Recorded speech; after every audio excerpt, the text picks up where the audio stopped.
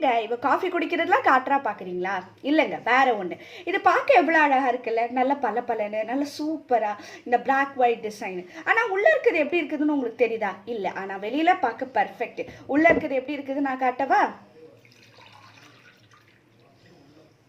உள்ள இருக்கிறது இவ்வளோ கருப்பா இருக்கு. இதுதாங்க நம்ம வாழ்க்கையும். நீதிமொழிகள் 21:2 இப்படி சொல்லுகிறது, மனுஷனுடைய வழியெல்லாம் அவன் பார்வைக்கு செம்மையாக தோன்றும், கர்த்தரோ இருதயங்களை நிறுத்தி பார்க்கிறார். நிறைய பேர் இருக்காங்க, சர்ச்சுக்கு போய் அப்படியே காட்டிப்பாங்க, நான் ரொம்ப பெரிய பரிசுத்தவன், நான் டெய்லியும் சர்ச்சுக்கு போவேன், நான் சேவை செய்வேன், அது பண்ணுவேன், இது பண்ணுவேன். ஏன்னா ஆண்டவருக்கு நீங்க வெளியில பலன்னு இருக்கிறது முக்கியமே கிடையாதுங்க.